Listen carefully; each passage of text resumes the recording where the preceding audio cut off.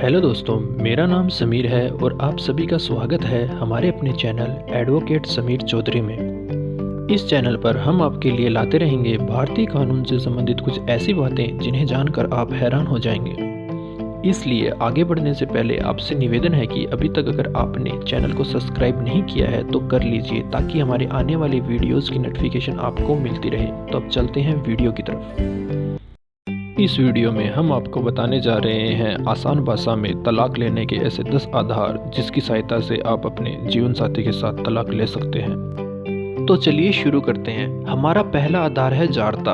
यदि पति या पत्नी में से कोई भी अपने जीवन साथी को धोखा देकर किसी अन्य के साथ अवैध संबंध बनाता है तो यह जारता माना जाएगा और उसके द्वारा किया गया ये कार्य तलाक का एक आधार बना देगा। वह यह नहीं कह सकता है कि उसने सिर्फ एक बार ऐसा किया है इसलिए तलाक का कोई आधार नहीं बनता।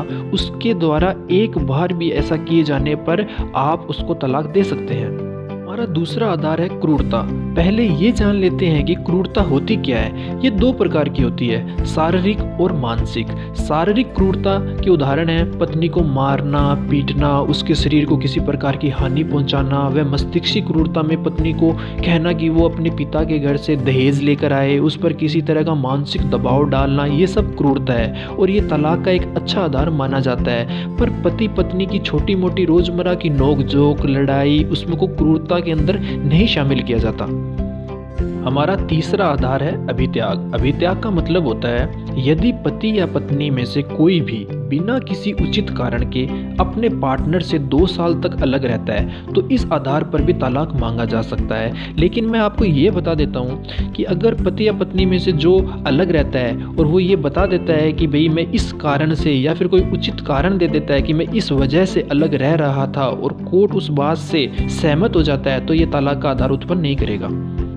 हमारा चौथा आधार है धर्म परिवर्तन। यदि पति या पत्नी में से कोई भी धर्म परिवर्तन कर लेता है और वो हिंदू नहीं रह जाता है तो इस आधार पर भी तलाक लिया जा सकता है। यानी अगर कोई पति धर्म परिवर्तन कर मुस्लिम बन जाता है तो पत्नी इस आधार पर कि वो अब हिंदू नहीं है उससे तलाक ले सकती है। लेकिन मैं आपको एक बात बता देता हूँ कि जैसे कोई धर्म परिवर्तन कर सिख बन जाता है तो ये तलाक का आधार उत्पन्न नहीं करेगा क्योंकि सिख हिंदुओं के अंदर ही सम्मिलित किए जाते हैं। 5वां आधार, यदि पति या पत्नी में से किसी को भी ऐसी मानसिक बीमारी हो जाए जो ठीक नहीं हो सकती है तो इस आधार पर भी तलाक लिया जा सकता है। 6वां आधार, यदि पति या पत्नी में से किसी को कोढ़ की बीमारी हो जाती है तो दूसरा पार्टनर इस आधार पर उससे अलग हो सकता है क्योंकि कोढ़ का कोई इलाज नहीं है, ये एक कभी न ठीक होने वाली बीमारी है। 7वां आधार, यदि पति या पत्नी में से कोई संन्यास ले लेता है और संसारिक मोह माया त्याग सन्यासी बन जाता है तो इस आधार पर भी तलाक लिया जा सकता है क्योंकि कानून में ऐसे इंसान की सिविल मृत्यु मान ली जाती है। 8वां आधार, यदि पति या पत्नी में से कोई भी 7 साल तक लापता रहता है और वो जिंदा है या नहीं के बारे में कोई जानकारी नहीं मिलती है तो इस आधार पर भी तलाक लिया जा सकता है। 9वां आधार, जब कोर्ट ने पति पत्नी को अलग रहने का आदेश दिया हो और 1 साल से अलग रह रहे हों और उनमें सुलह का कोई चांस नहीं दिखाई दे रहा हो तो कोर्ट उनके तलाक को स्वीकार कर लेगा। यह भी तलाक का एक आधार है। 10वां आधार, यानी आपसी सहमति से तलाक। यह तलाक लेने का सबसे आसान तरीका है। मेरी नज़र में आज के समय में अगर तलाक लेने का सबसे आसान तरीका है तो वो आपसी सहमति से तलाक लेना ही होगा।